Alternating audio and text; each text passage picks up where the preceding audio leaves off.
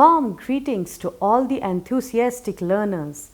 Welcome to today's immersive session where we journey into the fascinating world of Vygotsky, one of the most influential figures in educational and developmental psychology. Though miles apart, technology connects us today to explore the timeless theories of a brilliant mind who changed the way we understand learning, thinking, and the role of social interaction in human development. Vygotsky's social development theory, also known as the socio-cultural theory of cognitive development, highlights a profound truth: we grow through interaction. His ideas challenge us to view learning not as a solitary process, but as something that blossoms through dialogue, collaboration, and cultural tools. As we delve deeper, you will discover how concepts like zone of proximal development, scaffolding, and private speech are not just theoretical constructs, they are practical strategies that can revolutionize classroom teachings and learning experiences. This virtual space is our shared platform to reflect, question, and engage. So stay curious, keep your mind open, and be ready to connect psychologically. Insights with real-life learning situations. Let's explore how Vygotsky's legacy continues to shape 21st century education and why understanding his work is essential for every teacher, counselor, and learner today. Vygotsky was a renowned Russian psychologist and educator, best known for his influential contributions to developmental psychology and education. He is most famously associated with the social development theory, also referred to as socio-cultural theory of cognitive development. Vygotsky emphasized the essential role of social interaction, culture, and language in shaping child's cognitive growth. Although his work remained relatively obscure in the Western world for several decades due to limited translations and his premature death at the age of 38, it began to gain significant attention in 1980s.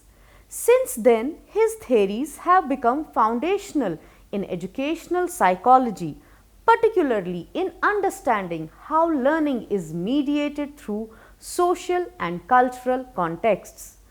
Vygotsky's perspective highlights that cognitive development is not a solitary process, but is deeply influenced by the interactions a child has with more knowledgeable individuals within their community, such as parents, teachers, and peers.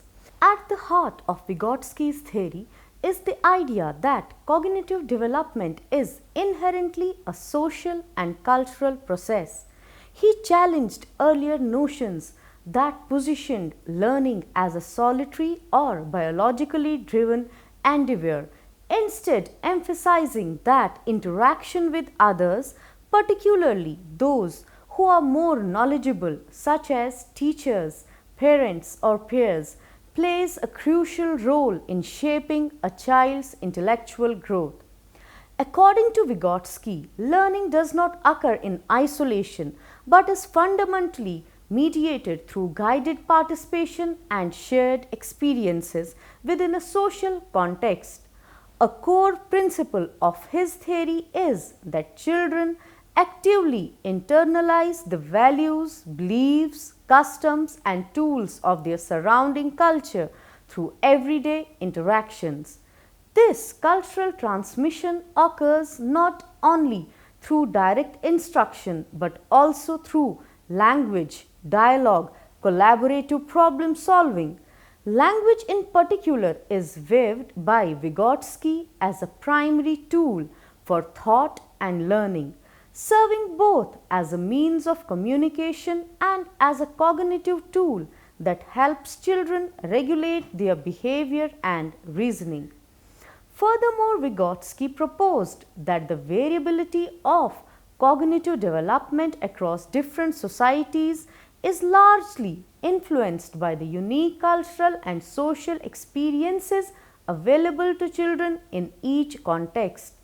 In this way, learning is deeply embedded in cultural practices and not uniform across all individuals or communities.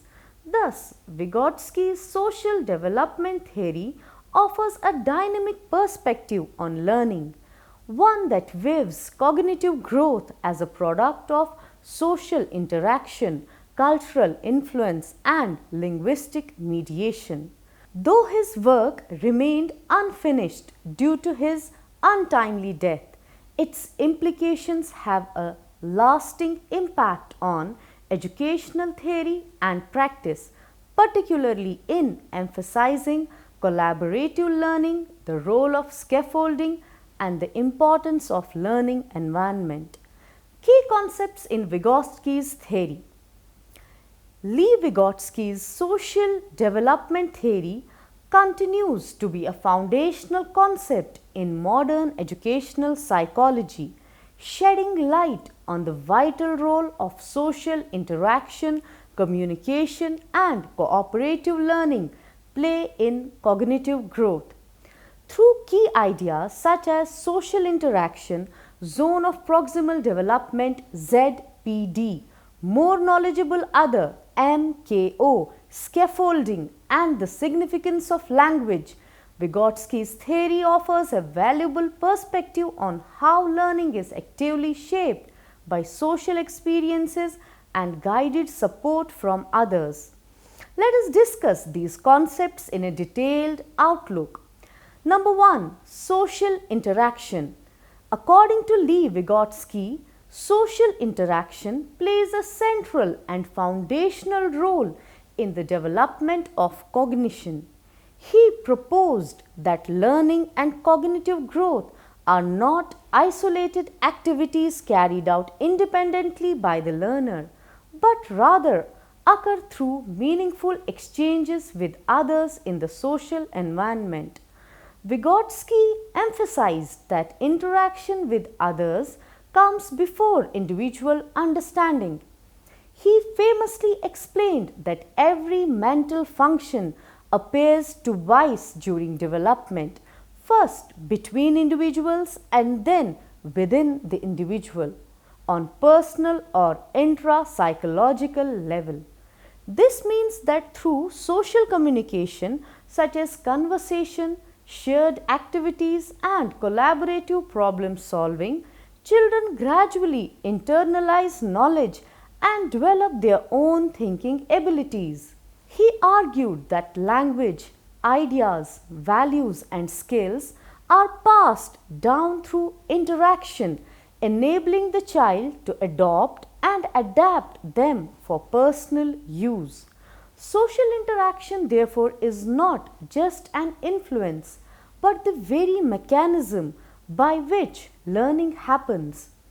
As children participate in everyday activities with others, they absorb cultural norms and intellectual strategies, transforming them into internal cognitive tools.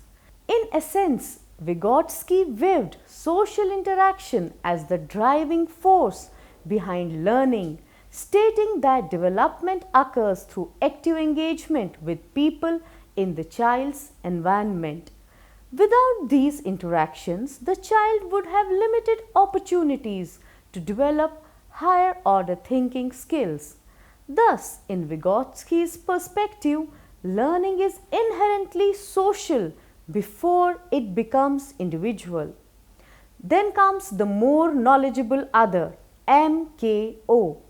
In Vygotsky's social development theory, the more knowledgeable other refers to anyone who possesses a deeper understanding, greater expertise, or higher skill level than the learner in a specific domain or task. This figure plays a pivotal role in guiding and supporting the learner's cognitive growth by providing instruction, modeling, encouragement, and feedback during the learning process.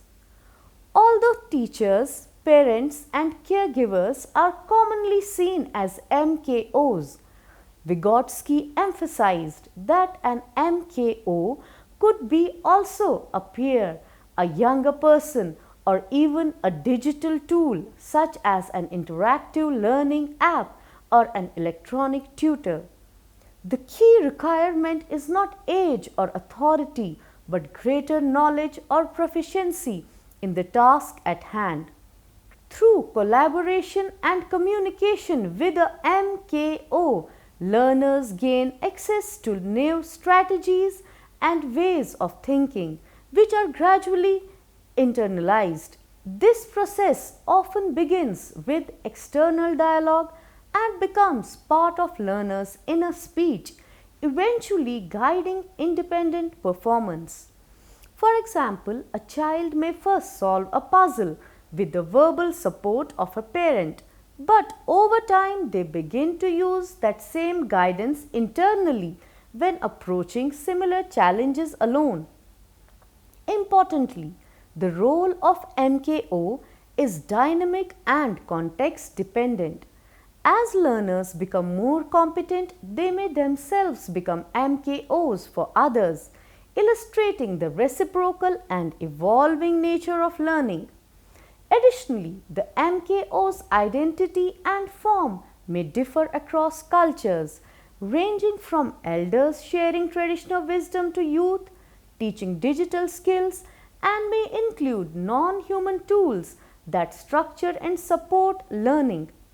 Overall, Vygotsky's concept of the MKO highlights the importance of social interaction, collaboration, and guided learning, making it a vital component of effective educational and developmental practices. Then we have Zone of Proximal Development, ZPD. The zone of proximal development is one of the central concepts in Lev Vygotsky's social development theory.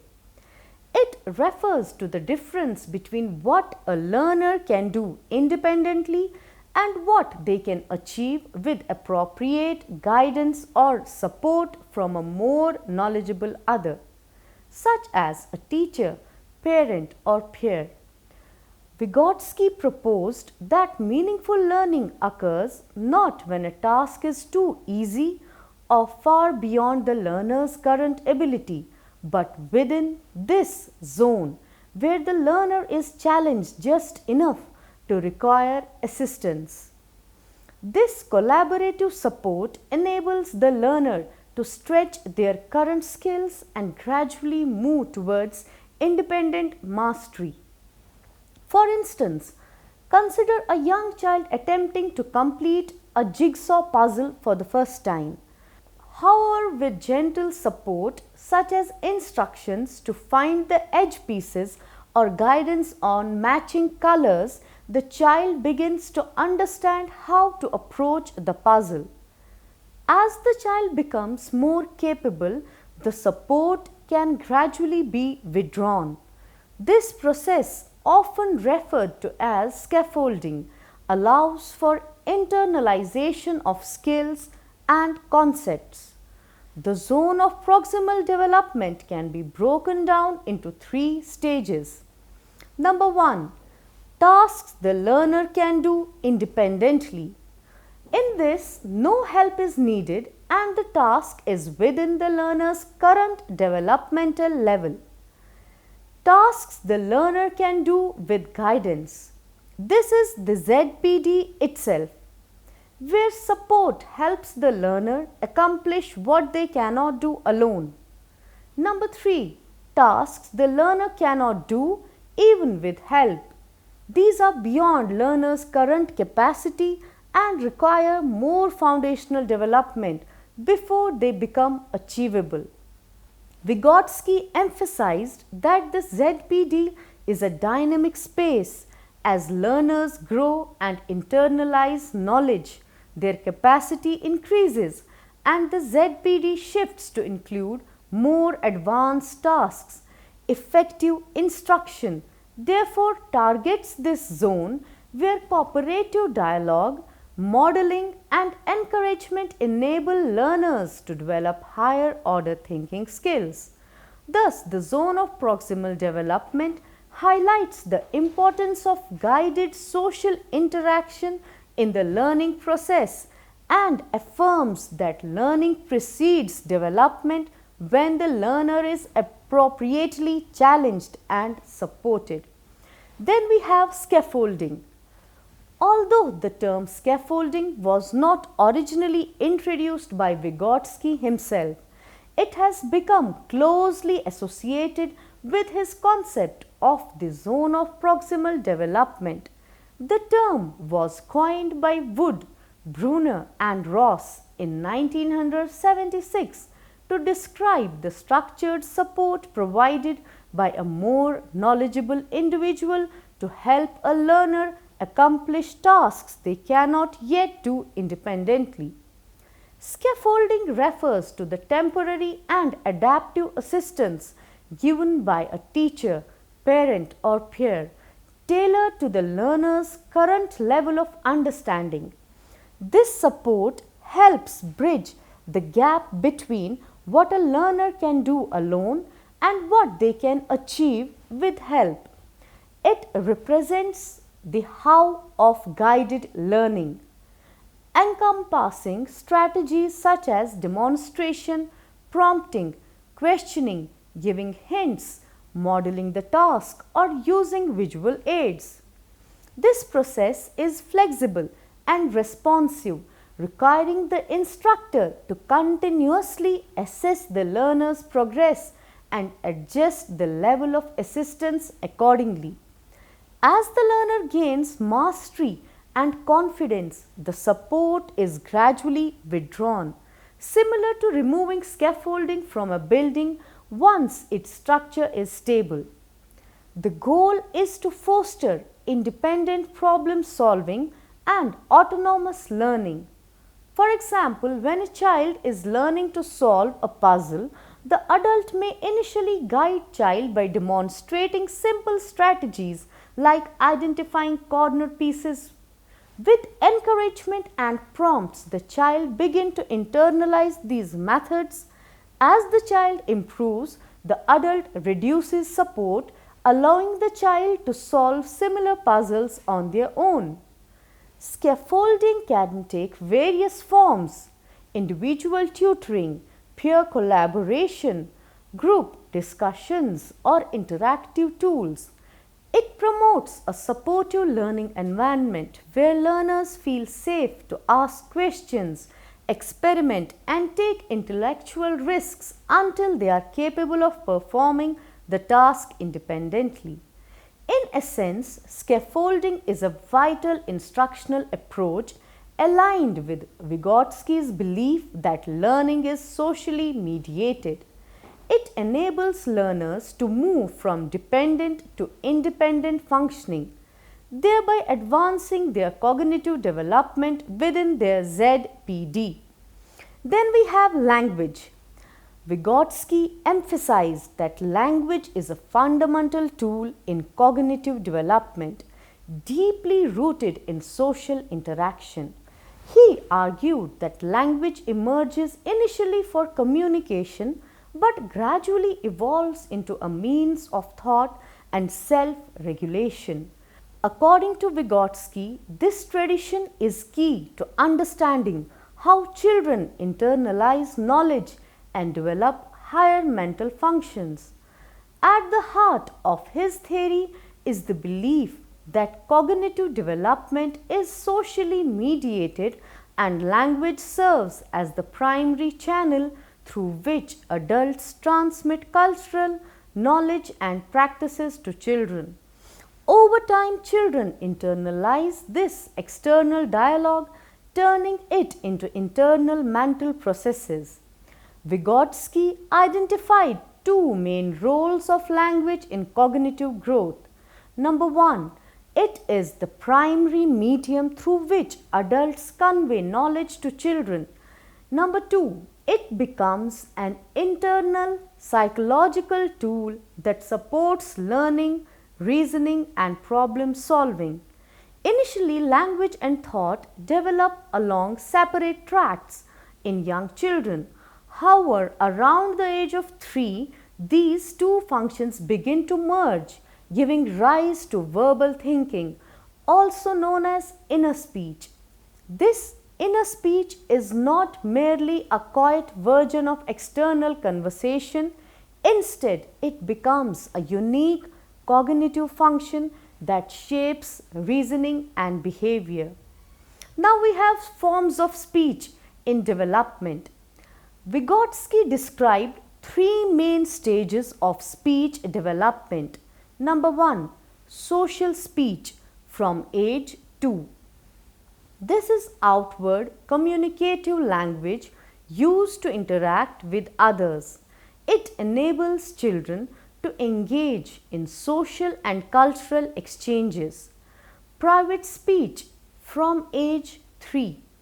At this stage, children begin to talk to themselves audibly, especially during problem-solving tasks. Private speech helps children guide their actions and plan their responses. Vygotsky viewed this as a crucial step in cognitive maturation, serving a bridge between external communication and internal thought. Then we have inner speech from age 7.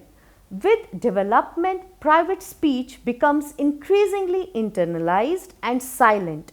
This inner speech enables children to think abstractly, solve problems mentally, and control their behavior without external prompts. Vygotsky stressed that private speech is not meaningless, self-talk as earlier believed by Piaget, but an essential component of learning. It serves a self-regulatory function, allowing children to navigate challenges by verbalizing their thought processes. As children gain mastery over tasks, this speech becomes abbreviated and internal, evolving into inner speech. Vygotsky emphasized that private speech emerges when children encounter challenging tasks, helping them plan, focus, and solve problems aloud. For example, while solving a puzzle, a child may verbalize thoughts to guide their actions. This speech reflects active thinking and self-regulation. As children mature, private speech becomes less audible and transforms into inner speech, a silent, condensed form of self-talk that supports complex thinking and planning. Inner speech retains a social origin but becomes abstract and efficient, playing a key role in executive functioning and self-monitoring. Vygotsky argued that language develops through social interaction with caregivers and peers. Rich linguistic environments enhance the development of private and inner speech. Unlike Piaget, who viewed egocentric speech as non-functional, Vygotsky saw private speech as a critical developmental milestone, a bridge between social communication and independent thought. Vygotsky's ideas have profound implications for education. He challenges the idea of learning as passive absorption. Instead, he envisions classroom as vibrant communities of dialogue, cooperation, and exploration. In practice, this means teaching should target the zone of proximal development, offering just the right level of challenge. Instruction should be interactive, using discussions, group work, and peer collaboration. Teachers should act as facilitators, guiding and supporting students rather than simply delivering information. Classrooms should be language-rich environments where students are encouraged to speak, question, and reflect. Play should be valued, especially in early childhood, as a space where children explore roles and stretch their abilities. One particular effective strategy rooted in Vygotskian thought is reciprocal teaching. In this method, teachers and students engage in a shared dialogue to improve comprehension, asking questions, summarizing, clarifying, and predicting. Over time, the teacher steps back and students take the lead. Of course, like all theories, Vygotsky's theory has its limitations. Some critics argue that he places too much emphasis on social and cultural factors while downplaying the role of biology and innate ability. Others point out that concepts like ZPD are hard to measure or define precisely. His theory also assumes that teachers can always identify a learner's ZPD and provide effective scaffolding, something that may be difficult in crowded or under-resourced classrooms. Additionally, Vygotsky's work, though visionary, was cut short by his early death, leaving many ideas underdeveloped or unsupported by empirical research. Nonetheless, these critiques do not diminish the value of his contributions. Instead, they invite us to build upon his work, integrating it with modern research and adapting it to today's diverse learning environments. To conclude, Vygotsky's social cultural theory reminds us something deeply human, that we are not isolated minds learning alone, but social beings growing together. His insights encourage us to rethink education not as one-way transmission of knowledge, but as a shared journey. A journey where guidance, conversation, and cultural ignite the spark of understanding. Whether you are helping a child tie a shoelace, facilitating a group project, or engaging in thoughtful conversation, you are perhaps unknowingly participating in a Vygotskian moment. And that, dear learners, is the real magic of education. Thank you for being part of this session. I hope it inspired you to see learning in a new light, one shaped not just by the mind, but by the people, words, and culture that surround it.